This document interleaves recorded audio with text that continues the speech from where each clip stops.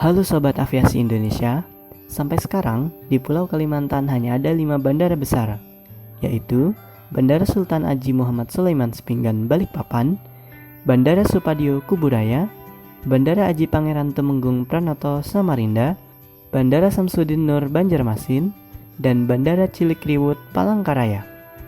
Padahal Kalimantan adalah salah satu pulau yang sangat luas. Konektivitas udara sangat dibutuhkan. Bandara Udara Tebelian adalah masa depan garda penerbangan di Kalimantan.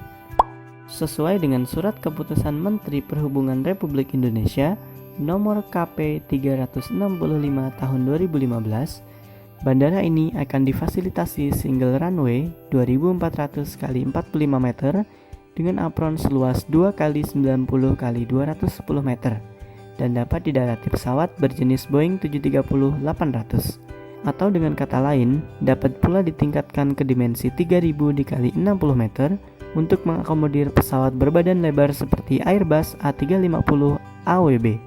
Siapa sangka daerah yang dulunya hutan rimba ke depan akan menjadi salah satu kota besar di Pulau Kalimantan.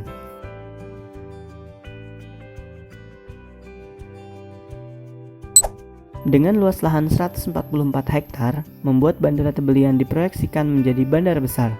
Pengembangan bandara ini juga mendukung ketahanan nasional dari sisi udara. Kodam 12 Tanjung Pura siap membangun skadron serbu dalam rangka memperkuat ketahanan nasional. Saat ini, ruang udara Bandara Tebelian juga sering digunakan sebagai daerah latih militer Lanut Supadio. Sering terlihat pesawat latih tempur jenis Hawk melintas.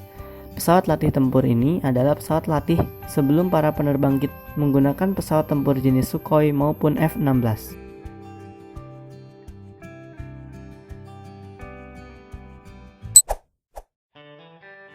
Hingga kini hanya ada satu rute penerbangan reguler yang dilayani, yaitu Sintang menuju Pontianak.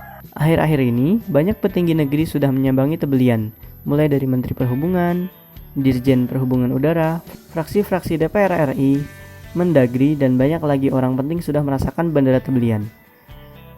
Awal 2021, Kepala Otoritas Bandara Soekarno-Hatta juga telah menjajaki kunjungan kerja ke Bandara Tebelian. Hal ini menjadi angin segar dan kemungkinan adanya pembangunan tahap 3 pada Bandara Tebelian akan segera dikerjakan, sehingga rute domestik lain juga dapat ditambahkan. Pada puncaknya, penerbangan dari Sintang ke kota-kota besar di Indonesia seperti Jakarta, Yogyakarta, dan Surabaya akan segera terwujud. Dari awal tahun operasional, hanya ada satu rute yang dilayani, yaitu Sintang Pontianak. Meski hanya satu rute, nyatanya ada 3 maskapai nasional yang beroperasi, yaitu Garuda Indonesia, Nam Air, dan Wings Air. Selain itu, ada pula maskapai perintis yang melayani penerbangan perintis Sintang Ketapang dan Sintang Pulau Sibau, yang dilayani oleh maskapai Susi Air dan Transnusa. Pada tahun 2019, Bandara Tebelian telah melayani 1452 pergerakan penumpang take off maupun landing dengan jumlah penumpang mencapai 68.781 orang. Data ini terhitung April hingga Desember 2019.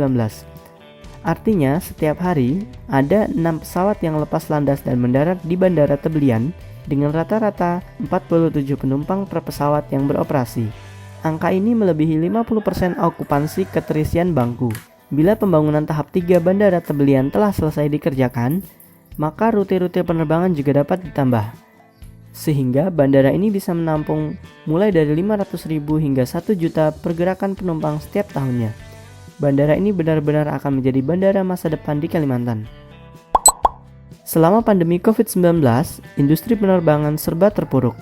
Kini hanya ada 1 kali penerbangan reguler di sini dengan rute Sintang Pontianak yang dilayani oleh maskapai Nam Air dan Wings Air.